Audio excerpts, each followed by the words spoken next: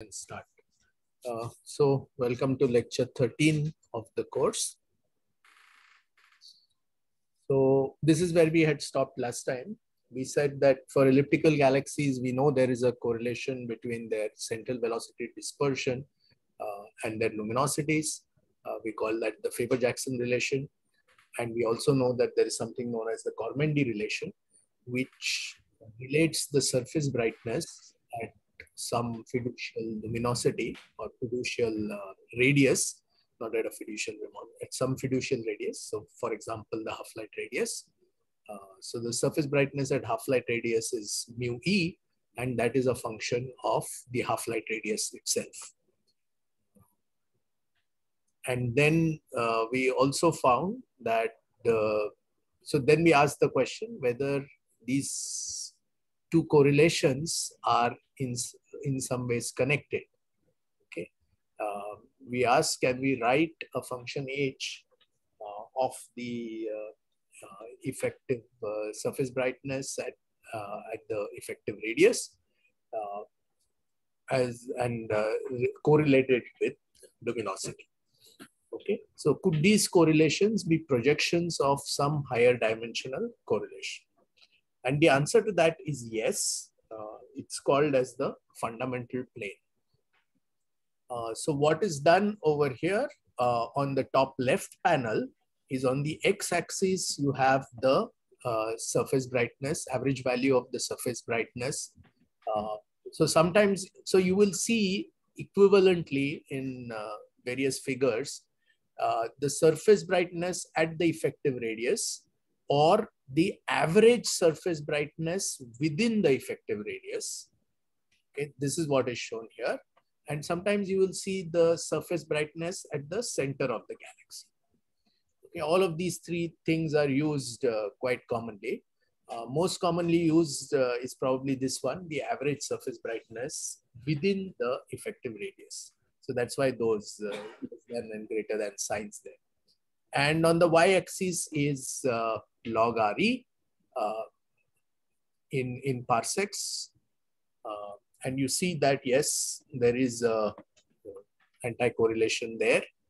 And you can, of course, this is already on a log scale. This is plotted, you've taken logs and so on. So this is a log-log plot. And that is effectively a power law. And that gives you a scaling relationship between the radius and the intensity. Similarly, we have L proportional to sigma to the 4. This is your Faber-Jackson relationship. Absolute magnitude is plotted on the y-axis, and log of sigma, the central velocity dispersion, is something that's plotted on the x-axis. Now this third plot, where we take this quantity mu e and plot it against log sigma, that is something that's clearly not correlated. It's all over the place, right? So you have anti-correlation here, you have a correlation here, but here you have a scatter diagram. What does this indicate? This indicates that whatever fundamental plane exists must be made up of a linear combination of these two parameters on one axis and the third parameter on the other axis. So this is what is now constructed, and this at bottom left is the fundamental plane where you have log RE on the y-axis and a linear combination of log sigma and mu e on the x-axis.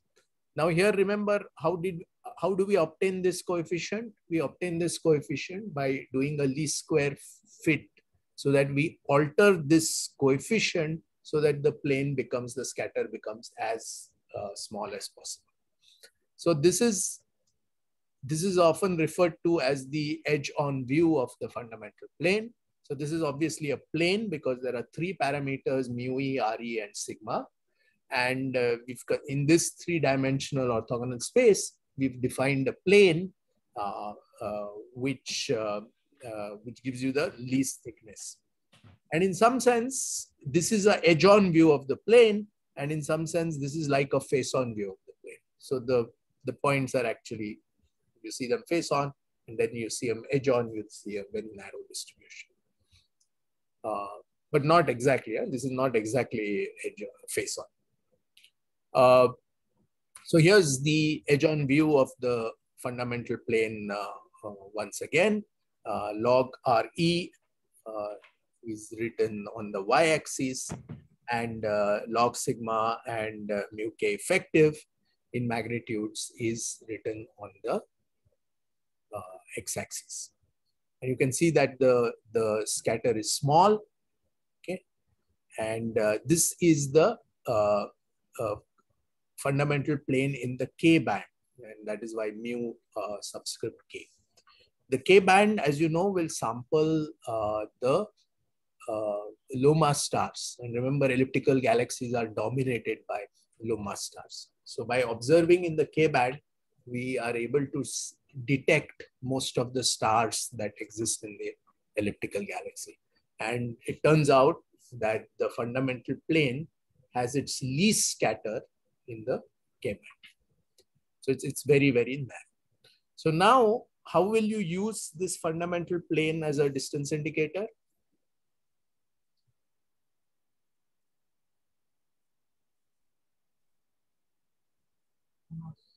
Huh?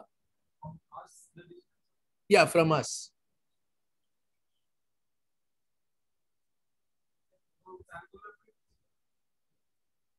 Angular width, yes. No. Parallax of what? Huh? You can measure sigma, no problem. That's correct.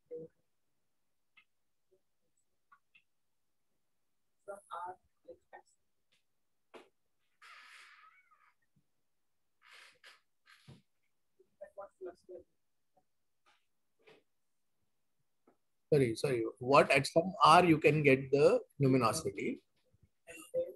No, you can't get luminosity. You can get mu E. This is the surface brightness. Okay, this is in apparent magnitudes. This you can measure. Okay.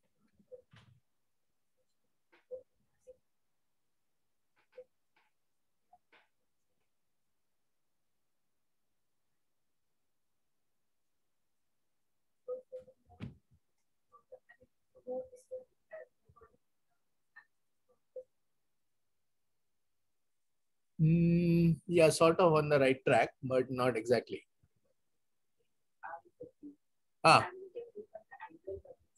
Correct. So you can measure the R effective, but you cannot measure the R effective in KPC, because for that you need to know the distance, right, which is what you want to find out. So what you do is you measure the R effective in arc second. Okay, you measure the R effective in arc second, and if you have a calibrated relationship, you know what is the R effective from this fundamental plane. By measuring this and this, you can plot things on the x-axis and see where they lie on the fundamental plane. That will give you the R effective in KPC, and the R effective in arc seconds you measure, and then of course then you get the distance straight away. From this side and from this side, is the angle. Yes. And we can measure the length of the substance. Then from that distance, which distance? So you can measure the angular size of the galaxy. Yes. Angular size of the galaxy. Yes. And the length of that arc. How will you know the physical length of that arc? I mean, No, that length, physical length you need, no? How many KPC it is. Now measuring the arc, you're again going to get an angle only. Okay.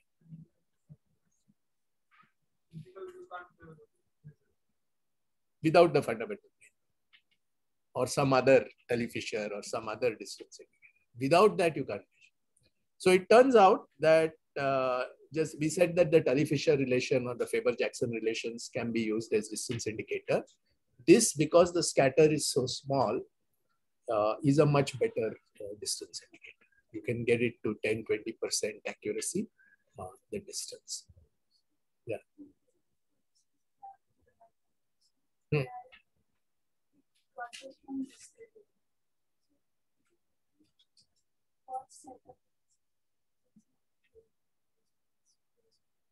Yes, but it turns out if the fundamental plane, if it is not just artificial construct, but there is something physical about it, then other galaxies, other elliptical galaxies should also lie on the fundamental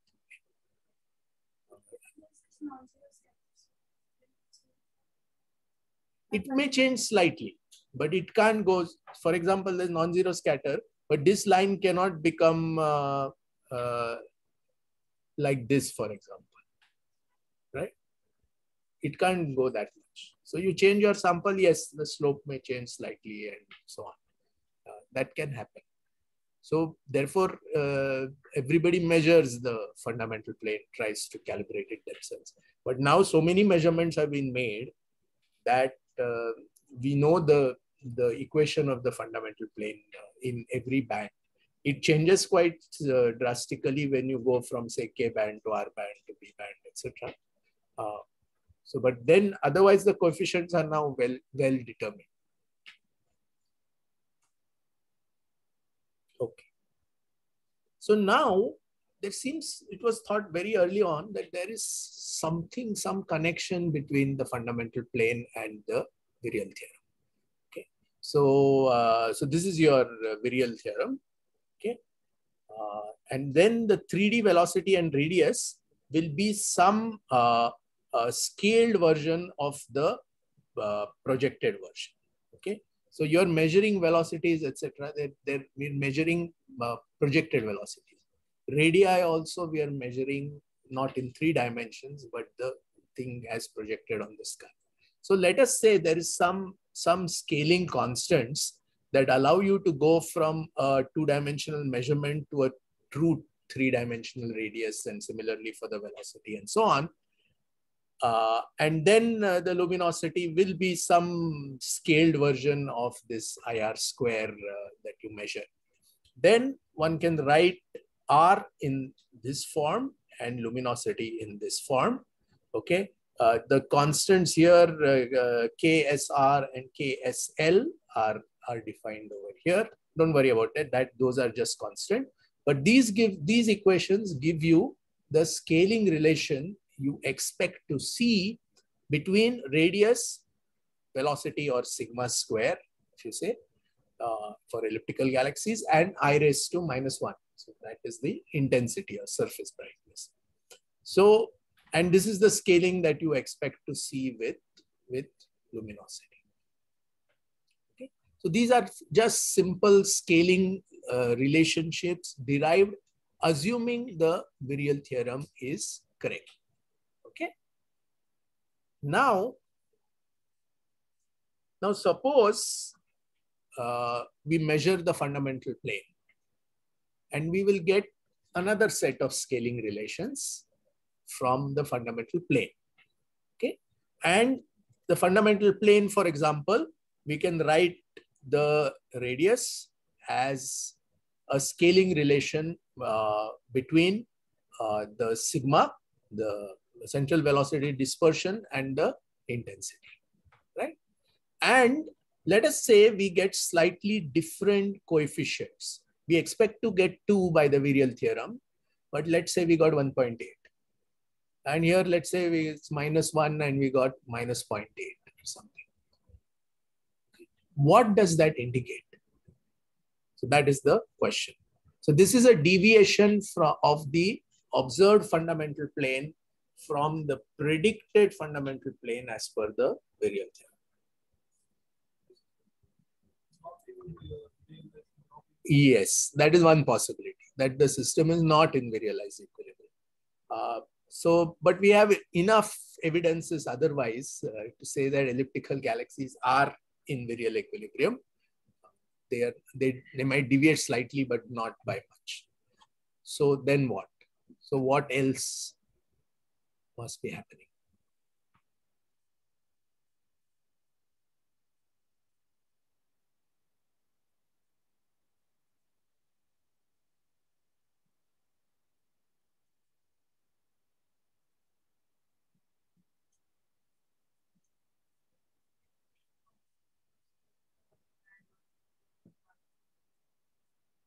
This should be the entire mass.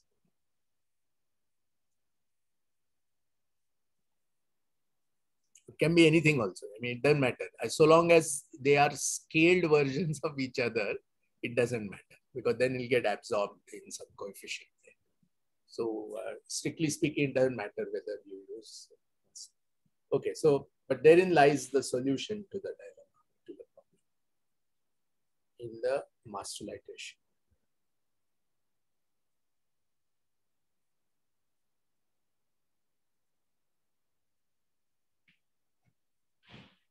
So if the mass to light ratio is constant, then you have a problem, right? Because if that is a constant, then the coefficient of v square and I raised to -1 should be, these are measured parameters, the sigma and the I. Now, if mass to light ratio is constant in all elliptical galaxies, then any deviation from the fundamental plane from the virial prediction can only indicate what you said, which is virial theorem is not holding. Okay? But we know virial theorem is holding, and therefore it places strong constraints now on how the mass to light ratio is changing with mass and luminosity. It's not a constant. The mass to light ratio in a very massive elliptical is different from the mass to light ratio in a low mass elliptical. Okay, so there must be a scaling relationship of mass to light ratio with mass that compensates for this deviation. It takes the fundamental plane back. That's the idea. Okay. You can construct an alternative FP. Instead of size, you can replace it with luminosity. So in this case, now you have a fundamental plane where the K-band absolute magnitude is plotted on the y-axis instead of log of the effective radius.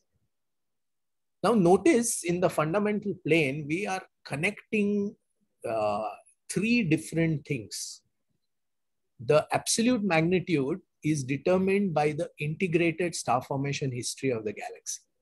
The integral of the star formation rate over the entire lifetime of the galaxy gives you the stellar mass, and that stellar mass with some mass to light ratio gives you the total light. Correct? So this is a measure of the star formation history. This is a dynamical property, how the motion of stars in the center of near the center of the elliptical galaxy. And this is a structural property. How is the light distributed as a function of radius within the galaxy? So this seems either very strange, or it seems like a very powerful clue to galaxy formation and evolution. That something happens within elliptical galaxies that causes these quantities to be all correlated with each other. Right? Here is now, instead of sigma, we replace sigma with the Mg2 index. The Mg2 index is simply a measure of metallicity. You use magnesium lines to figure out the metal content of elliptical galaxies, and you plot that. And now, so there is now just a mass fundamental plane, but there is also a metallicity fundamental plane, wherein you have metallicity in place of log sigma. So now this is even stranger, because what does metallicity depend on? Metallicity depends on the chemical evolution of the elliptical galaxy. How many stars did it form, at what time, how many of them went supernovae, and how was the gas phase metallicity changed as a function of time. So all of those things are interconnected. So this is referred to as homology, okay, where you have two parameter spaces that are connected or can be mapped from one to the other. So the virial theorem gave us a fundamental plane. Okay, virial theorem doesn't know about light; it knows about mass. So on that virial theorem fundamental plane, you will have mass on one axis, you will have the density on one axis, and you will have some dynamical quantity, some kinetic temperature, if you will, on the third axis. So that gave you a virial theorem, a fundamental plane as derived, as defined by the virial theorem. And then the homology is a mapping via the mass to light ratio to the observed fundamental plane, which is on the right side, which may be tilted with respect to that. And that is the amount of tilt is something that is quantified by the scaling of the mass to light ratio. And here, instead of mass, you have either luminosity or size, radius. In place of density, you have the effective surface brightness. Remember, surface brightness is a measure of the amount of light per unit area. Just like rho might be the surface density would be a measure of number of stars per unit area. So this is just a mass to light kind of transformation. And in place of the kinetic temperature of the particles, you have a measure of the kinematics of the galaxy, the central velocity dispersion. Okay, so we can measure the mass to light ratio via the fundamental plane. If we assume this kind of homology exists and attribute all of the tilt of the observed fundamental plane to change systematic changes in the mass to light ratio, you can write mass to light ratio as some power law of the luminosity, and you can use the virial theorem and the fundamental plane to actually calculate the value of alpha. And in the visible bands, it's 0.2, and its alpha is about 0.1 in the near infrared bands. Okay, so obviously mass to light ratio is changing as a function of mass or luminosity. So how will you change the mass to light ratio of an elliptical galaxy? What parameters can you tweak?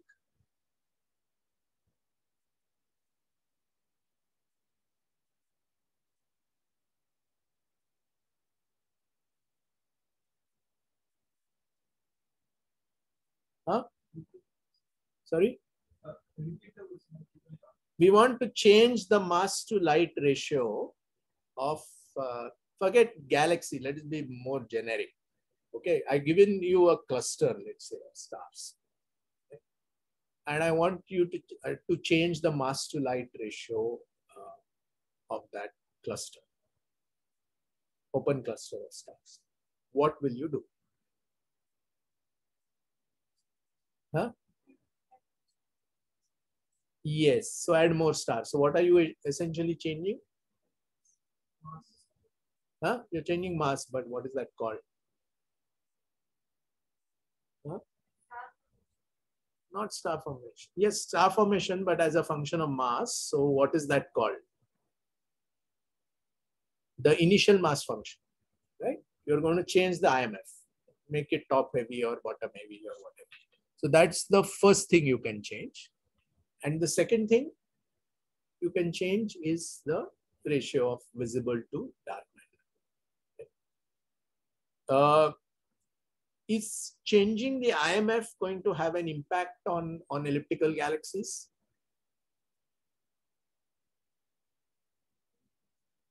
Yes. Sorry? No. Suppose I change it. So, you remember initial mass function is different from the mass function. Initial mass function is at t equal to 0. Whenever we form stars in that elliptical galaxy, okay, we put some IMF. Suppose I change that IMF. Is that going to change my mass of the elliptical galaxy drastically?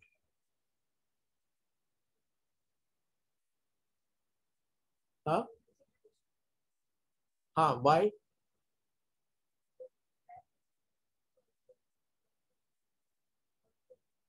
No, but they increase in different ratios.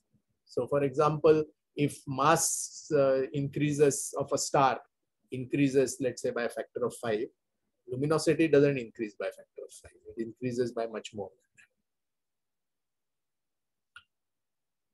So, so then what? Why does changing the IMF of an elliptical galaxy not have much impact on its present mass or present luminosity? Huh? So then no new stars are forming. So suppose I make in the initial stages, I make the IMF very top heavy, which means I put an IMF where many high mass stars are formed. Is that going to affect the total mass of the stellar mass of the galaxy now?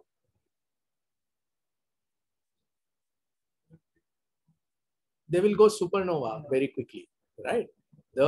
Remember, the elliptical galaxy is a passively evolving set of stars.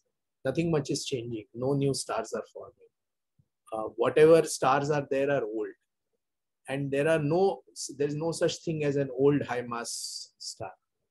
It doesn't exist. It obviously goes supernova at a very young age. So there are no high mass stars. So even if you formed high mass stars at the beginning, after 10 billion years, the IMF, the mass function will look the same. Correct? So changing the IMF is not an option to get, at least for elliptical galaxies, to change the mass to light ratio. So what must be changing systematically? The dark matter content. Okay. So there is a power law relationship between this, which is a good proxy for the baryonic mass for elliptical galaxies. So they're all old stars of roughly the same mass, and therefore the luminosity is just a scaled version of the mass. So this is a proxy for the baryonic mass, and this, of course, is the total mass. So if you can change that ratio, visible mass to dark matter mass, then you can change the mass to light ratio. So via the fundamental plane and the assumption of the Virial theorem, we are able to measure how the mass to light ratio, baryonic mass to total mass, how that ratio changes as a function of the mass of the elliptical galaxy. It's a weak power law dependence. Okay, the power law index is small. Okay, so it's a slow change. It's not going to be very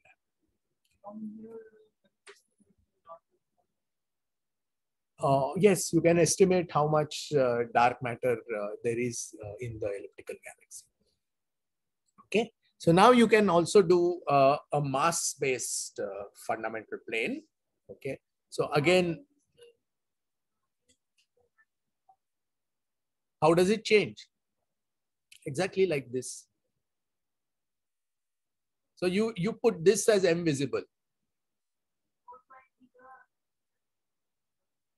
Okay, so that is much more complicated to understand, because then you have to understand how matter forms in dark matter halos, and so how baryonic matter collects inside dark matter halos and then forms stars, etc. So that will come to when we talk about galaxy formation. But here, if you just wanted to construct a sort of mass fundamental plane, you can now do that. So here is M lens E2. So this is some galaxy gravitational lensing based mass measurements of galaxies. And so this is the total mass, right? And the total mass as a function of sigma, central velocity dispersion, and the effective radius.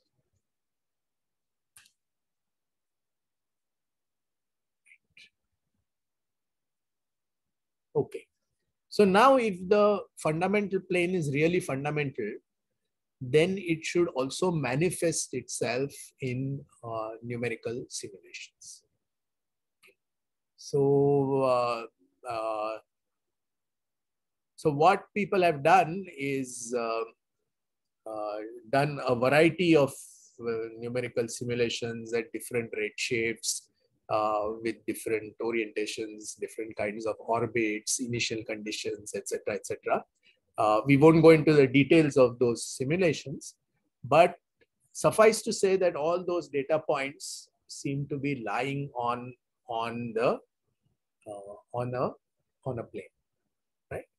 And the plane is there are two additional lines shown here.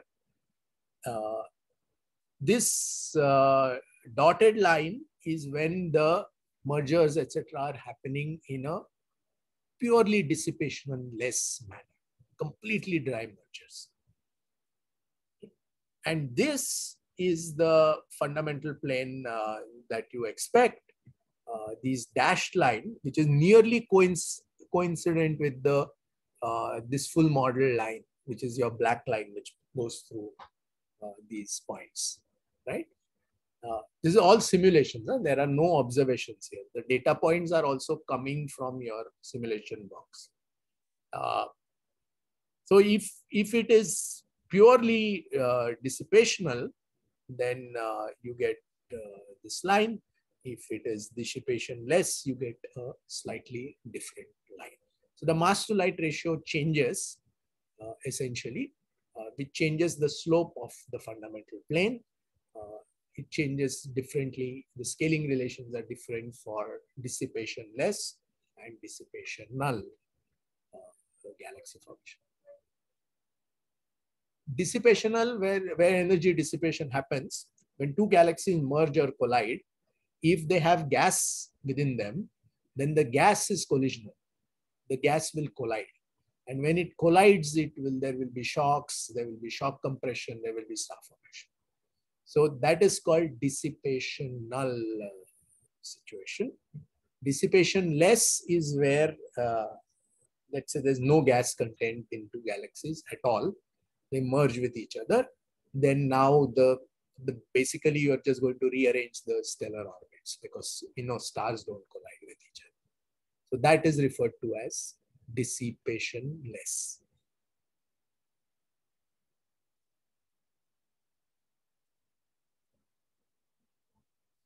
Sorry, those are from the simulation at different points in time. So what they've said is, okay, at redshift 0 is there a fundamental plane?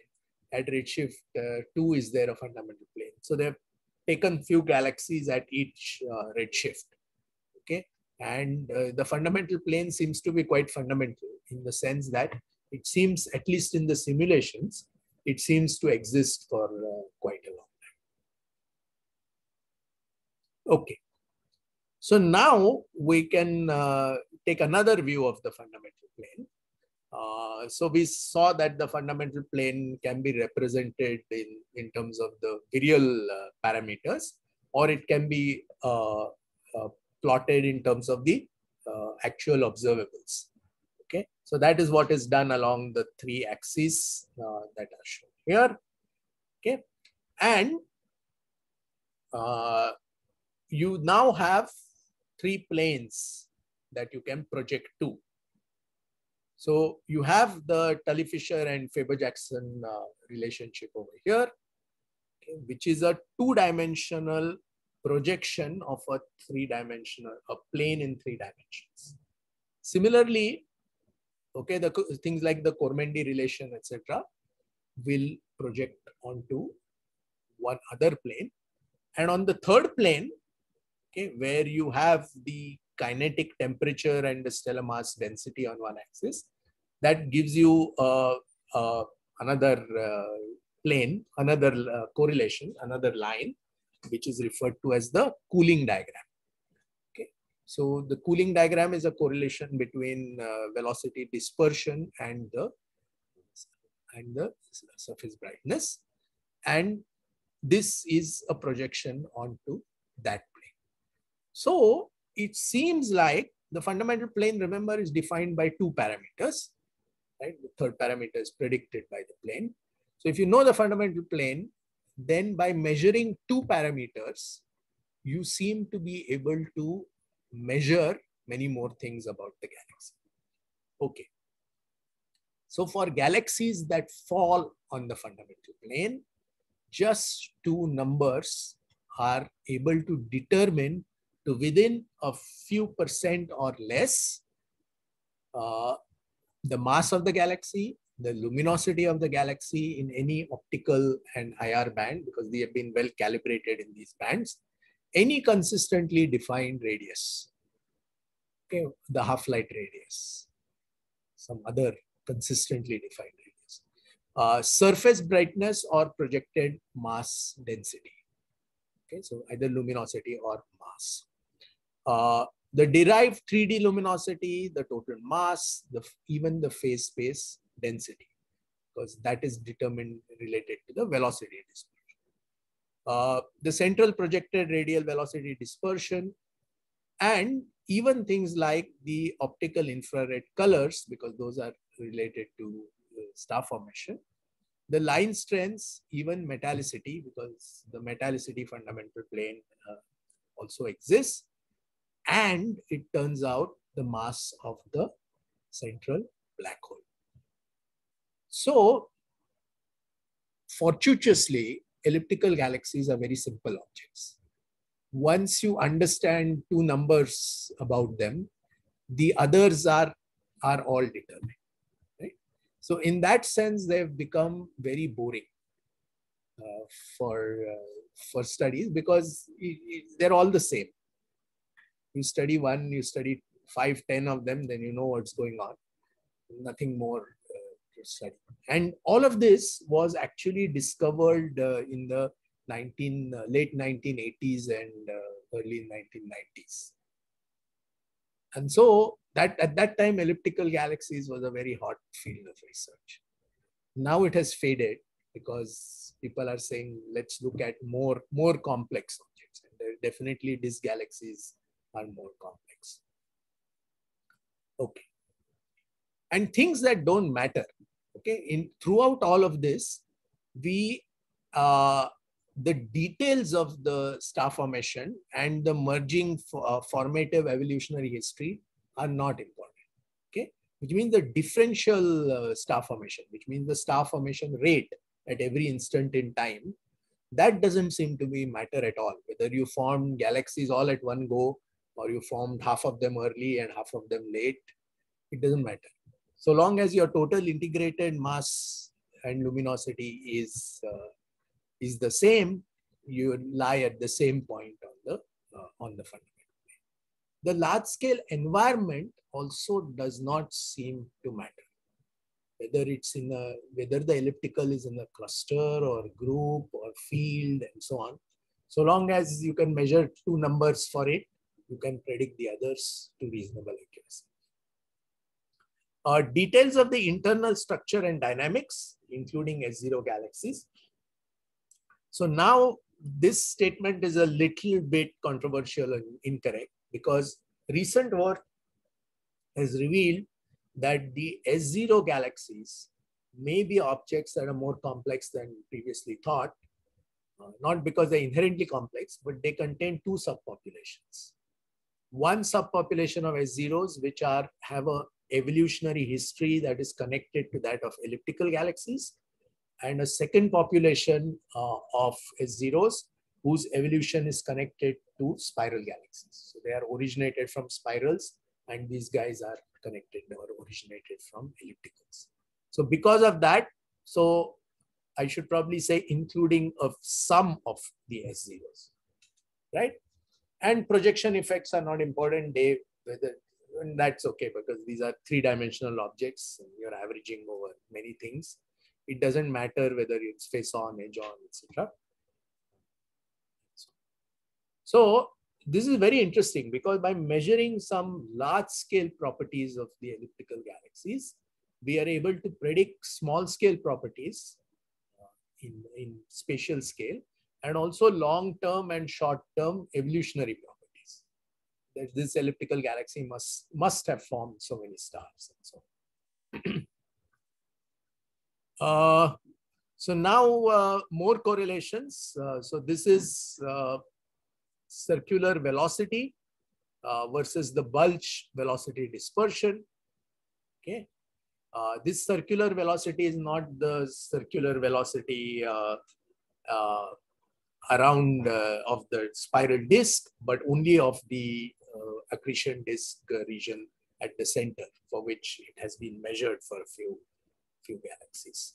And so obviously the bulge velocity dispersion is related to the circular velocity, means it's related to the circular velocity in turn is related to the black hole mass, supermassive black hole mass, and therefore the bulge mass and the supermassive black hole mass are correlated with each other. Not only that, if you try and measure the dark matter halo mass, okay, of in which the galaxy sits, that is correlated with the supermassive black hole mass.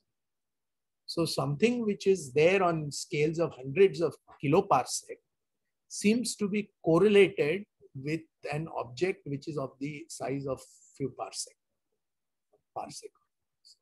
sometimes less. So all kinds of correlations exist. Data points are for different galaxies. Each data point is one galaxy. And yeah, so this is what was alluded to previously. The log of the black hole mass seems to be correlated with the log of the bulge stellar mass. This is known as the Magorian relationship. Why is this useful?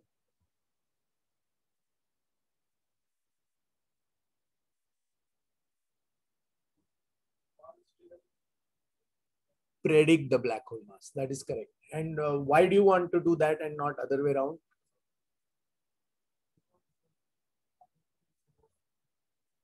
Correct. So measuring the black hole mass directly is very difficult. Measuring the bulge stellar mass is quite easy. Okay. So you can of course just measure the luminosity and convert that into mass, assuming some mass to light ratio.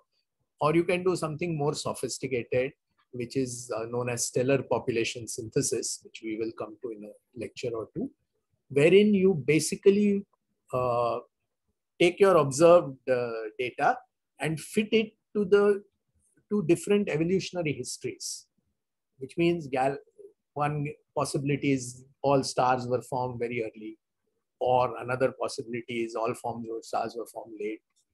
Third possibility is that the star formation rate was uniform for a very long time. So it was continuously forming stars. Or it formed, there was a burst, and then there was an exponential decrease in the star formation rate. So all of these possibilities can be tested with the data via stellar population synthesis models, which I will describe in a later lecture. But given the stellar population synthesis model, you can estimate the stellar mass of the bulge quite routinely to 10%, 10% accuracy. And assuming this is a well-calibrated relationship, which it is not because there's some scatter. So within some error bar, you can measure the black hole mass without doing anything difficult. Yeah. Okay, so before I go on, next week we have a truncated week. Thursday, Friday are holidays for some Mahavir Jayanti and this. So can I have an extra class on Tuesday, 12th April, 10 a.m.? Yeah? That's fine, right? Any problems online? No, sir. Yeah. So then I will send out an email, etc. for those who missed today's class. But we will have an extra class on Tuesday, the 12th of April, which means next week we will have a regular class on Monday and Wednesday, and an extra class on Tuesday. So we will have our 3 weekly classes. Okay. Okay. So now we come to dark matter halos.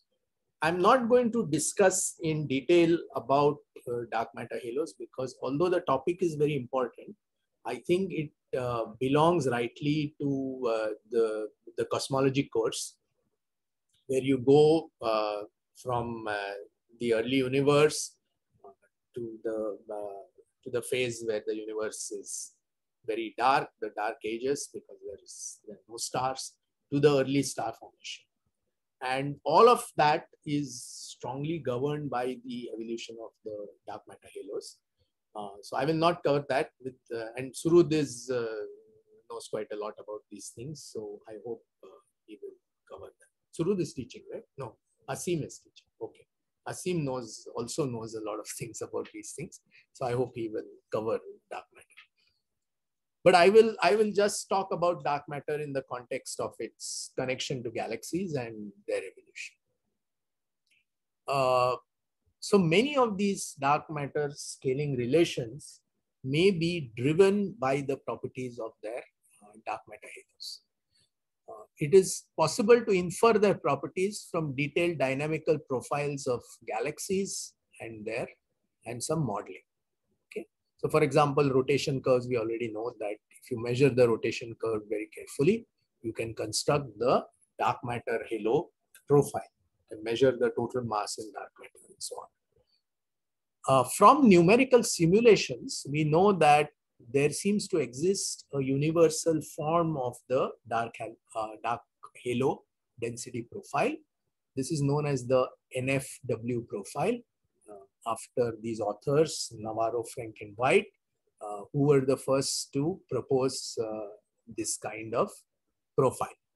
Okay, so what do they say? They say that the dark matter density as a function of R is some constant divided by R over Rs into 1 plus R over Rs squared.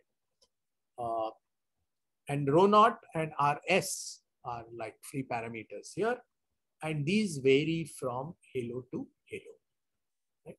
More massive halos will have higher values of rho naught, and they will also tend to be larger in size, so that Rs will also tend to be larger. Center of the halo, which there is a complication. If the galaxy you are sitting in is what is that you are using is what is called as a central galaxy, then that galaxy is by definition sitting at the center of the dark matter halo. But within a dark matter halo, you can have subhalos, and within those subhalos, you might have other galaxies, lower mass galaxies. So long as you're talking of centrals, then the center of the halo and the center of the galaxy are coincident. If it's not a central, then they're not coincident. Then you have to be careful.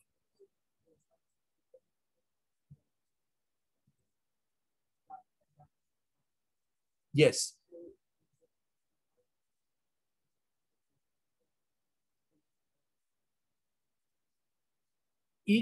We know that, we know that dark matter halos, when they merge, they are just governed by pure Newtonian mechanics.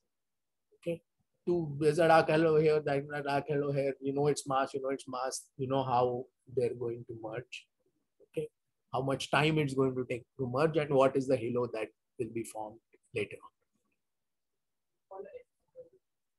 F equal to? Yes.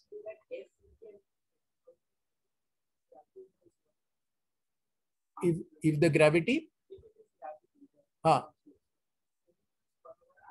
Yes. Yes.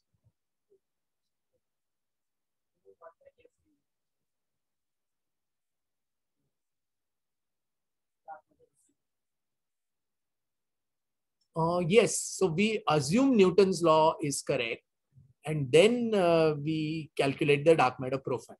So for example, if you're fitting a spiral galaxy rotation curve, you assume Newton's law of gravitation, and then you obtain your dark matter profile.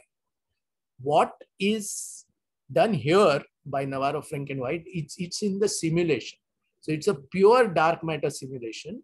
You throw in the dark matter halo, you let it evolve, and lots of halos will form at different points in time. As time goes on, halos will merge and bigger halos will form. You go and measure the density profile, the mass profile of all of those halos, and it will invariably be well fit by this Navarro-Franken-White profile. And the NFW profile will have two free parameters which you have to fit for, but every halo will be like that. Big halos, small halos, medium mass halos, everything will be like that. So I don't know whether it answers your question, because I think I'm not fully understood what you're asking.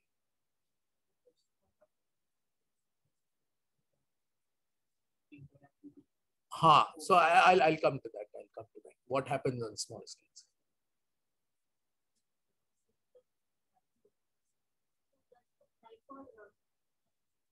Yes. Dark matter halos are similar in spirals.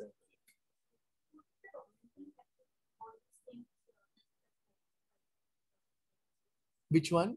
The virial theorem doesn't apply to spiral galaxies because it's not a virialized system necessarily. Could be, but you can't use it as easily as you would for an elliptical galaxy. Irregular galaxies are definitely not virialized. Spiral galaxies, which are in stable equilibrium, could be virialized systems. So virial's theorem could or may not hold. Other than that, there's no difference. And the halo angular momentum could be related to the morphology. So, for example, if you have a high angular momentum halo, then that could give rise to a spiral galaxy, which is a high angular momentum object. On the other hand, if you have low angular momentum halo, then that may not have. That may only form elliptical galaxies. Okay. So dark matter was, of course, discovered in 1937 by Zwicky. So these are the numbers. We've mentioned this before. He calculated the mass of the coma cluster using the virial theorem. For typical clusters, the velocity dispersion is between 500 to 1500 kilometers per second. These are relatively massive clusters. So typical, probably should say typical massive clusters. And the radius of the cluster is 3 to 5 megaparsec. Plug in these numbers, the total mass, including dark matter, comes out to 10 raised to 14 to 10 raised to 15 solar masses. Now, if you go and calculate the baryonic matter within the cluster, typical cluster contains 100 to 1000 galaxies, and the luminosity of the cluster is 10 raised to 12 solar masses, and the mass to light ratio is 200 to 500 in solar units. So he had gotten a value of 300 for the coma cluster. This, of course, remember, is the total mass, not the baryonic mass. So now, what is dark matter composed of? So now this is a very, very complex and difficult subject with lots of controversy and debates in the literature between theorists, between observers, between theories themselves and observers themselves, and so on. So I know very little about it. So I just have 1 or 2 slides just summarizing what I feel is the current state of knowledge or confusion, and we'll leave it at that. So there could be massive neutrinos. Okay, these have mass, but how much mass do they have, and is it enough? Another line of thought is that there are weakly interacting massive particles. These have not been found yet. A generic category, there is a particle known as the neutralino. It's the most massive SUSY supersymmetric theory particle. It also includes other kinds of particles like gravitinos, photinos, and excinos, and so on. They have rest masses which are very high.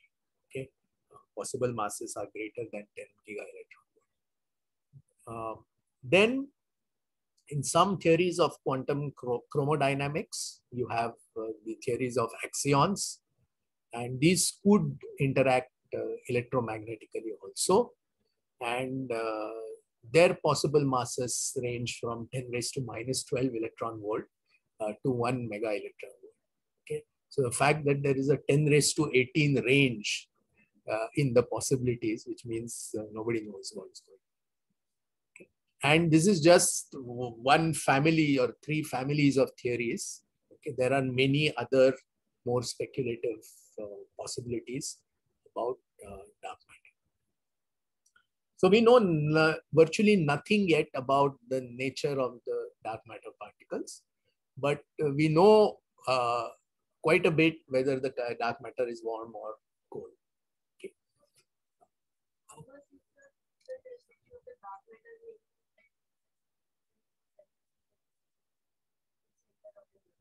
Okay. So typical ratio of the total mass is about 6, right? The dark matter halo extends out further, much further than the visible galaxy. Okay, so in the outer reaches, the ratio will be much more than 6. The dark matter to visible matter. In the inner parts, it will be less than 6 because on an average it is roughly 6. So that's the ratio. So you can say, if you want just rough number, order of magnitude is the ratio of dark matter to visible matter is definitely less where there is lot of visible matter, right? And in fact, we know it's less in more massive galaxies.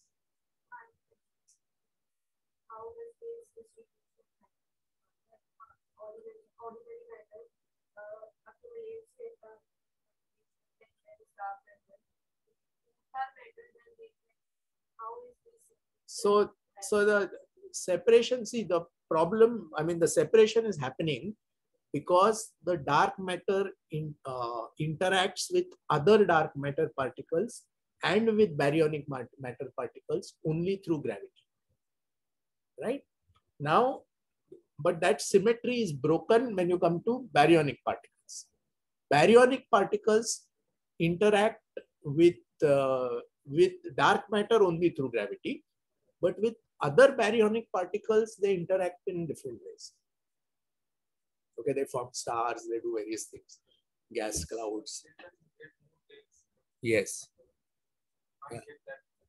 Dark matter, it's unlikely that, so that also is a possibility which has been considered, and you can test for that, whether you can have high density dark matter, or is it just sort of uniformly distributed?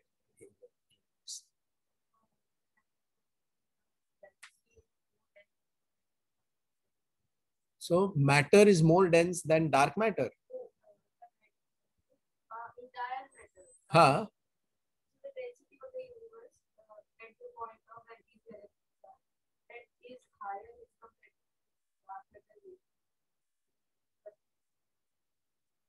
The galaxies are where the dark matter halos are. They are not separate. Yes. Correct. So I'm asking what is the difference in the density of that region where the galaxy is and the rest of the dark matter. So yeah, it's a bit tricky. I mean, I should be a little careful because although there are no stars in the outskirts, there could be a lot of intergalactic medium gas. Okay, so that it's not as if there are no baryons outside. Quite a lot. In fact, we know most of the baryons lie outside the galaxy, not inside. The IGM is so huge. Where the actual galaxy is. Yes. Total mass density, dark matter plus baryonic. Correct. And where the galaxy ends, but the dark matter distribution are there. Yes. There also we measure the density of total matter. Correct. Correct. Is that the two densities are equal or? No. It definitely varies as a function of distance. So that is why you have the Navarro-Frank and White profile. There are something called dark matter halos, which are like galaxies. They have a peak density at the center and a density that falls off towards the edge, as per the NFW profile. So it is not that the dark matter density is uniform everywhere. Correct. That is why galaxies are forming inside dark. You cannot form a galaxy outside of a dark matter halo or subhalo. Okay. Yeah.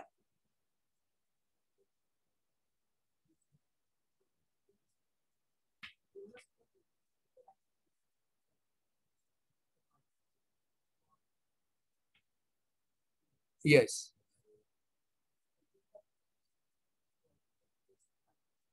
Yes.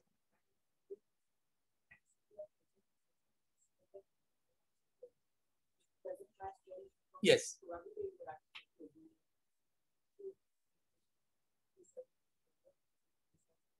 Not really, because that interaction is very uncertain.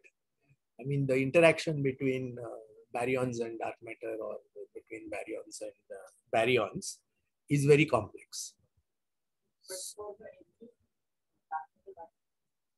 Yes, so that is well modeled. So what the n-body simulation people do, people who do dark matter simulations, they don't form any stars, no galaxies, nothing. Okay, there is no feedback of any kind, no supernova goes off in the simulation. So it's very unrealistic, right? But they just say that, okay, there is a bunch of particles which only interact gravitationally.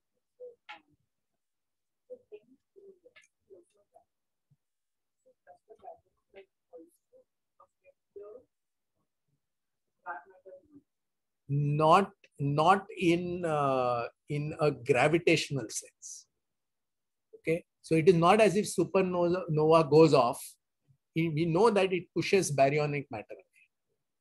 Okay, but the photon energy that comes out of the supernova doesn't interact with the dark matter.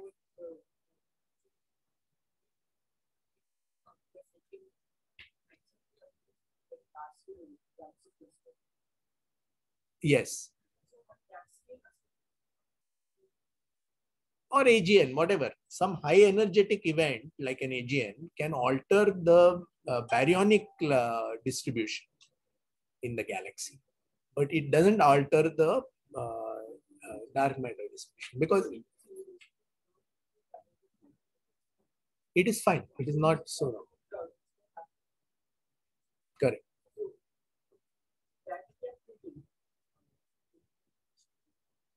Yes.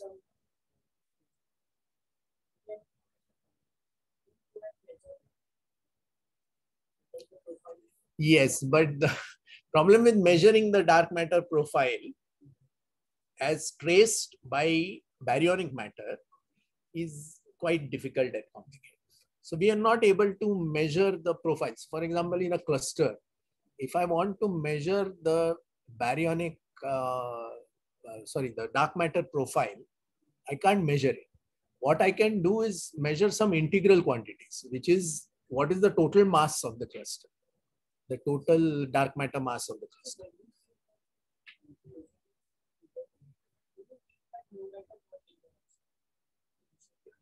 Huh.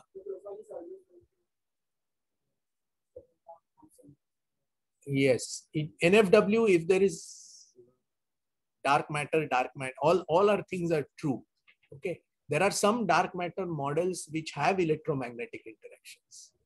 Okay, so that is even more complexity. But if you assume that dark matter does not interact in any way with the baryonic matter at all except through gravity, then the energetics of the interactions between baryons themselves does not alter the dark matter properties. So then what you said is correct. One can evolve the dark matter independently of the baryonic matter over time. And then those semi-analytic theories or now numerical simulations allow you to paint in the galaxies.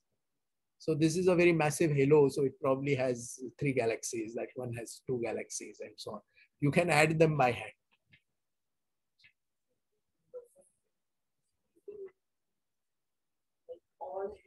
All halos have the same profile. Yes. Simulations. Yes.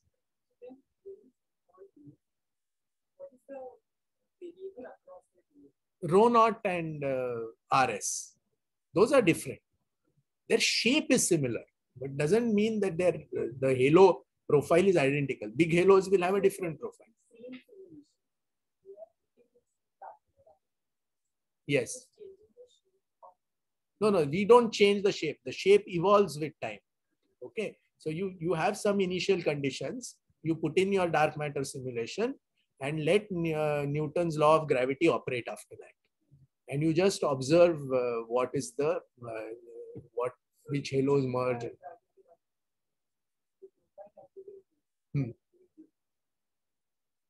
What do you mean by change the dark matter direction?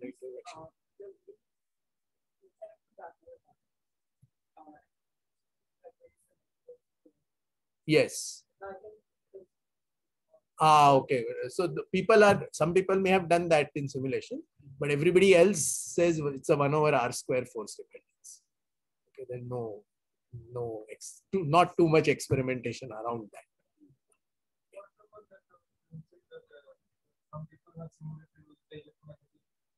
Yes. It's very difficult, yeah, because the intersection of the theoretical prediction and the observable space is very little. What about the two simulations? Like one you have only Newton's law and one is Newton's law. Yes. How they are different? I don't know. So maybe some of this will get answered on this slide. We'll do this slide and stop. So there are 2 families of particles. One is relativistic particles, which must be low mass so that they can travel at relativistic speed. The streaming of these particles erases the small scale density fluctuations. So big structures form first, then later fragment. And this is what is known as the top-down structure formation. In cold dark matter, the matter moves more slowly. Okay, it could include particles such as axions, WIMPs, etc. And the density fluctuations at all scales survive. All scales meaning obviously above a certain minimum scale. The small fluctuations collapse first, then larger ones, pulling in the littler ones along the way. And this is bottom-up structure formation. And this is the best match to what we observe. Okay. This is not to say that there are no warm dark matter particles. Maybe the universe is a mix. Okay. There is a little bit of warm dark matter and there is a lot of cold dark matter.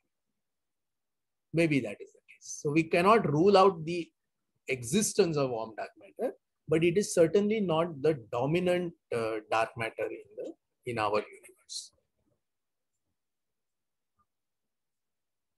It's like a kinetic temperature. It is the velocities of those particles. So cold dark matter particles move slowly, subrelative, not relativistic, and warm dark matter particles move at relativistic speeds. That's all. Which ones? How we are measuring the No, we're not able to see the dark matter at all, right? So we can't, but we can do it in the numerical simulations. Okay. So suppose you start off with lots of particles which are moving slowly and evolve, see how the structures evolve. And then you do another simulation in which in your initial conditions, you put relativistic speeds for all the particles and see how that structure evolves. And you'll see that it looks, observables are, it is obviously different in the two cases. And many simulations have been done of both cold and warm dark matter. So we know what to expect. And then you compare it with the structures that you see in the real universe, and you find that it's medium.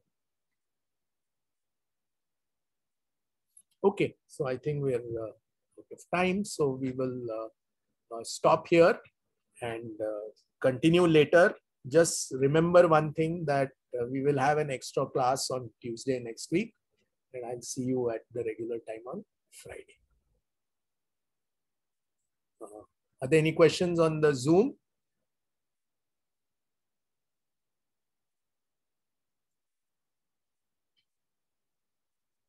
Yeah. So if not, let's stop here.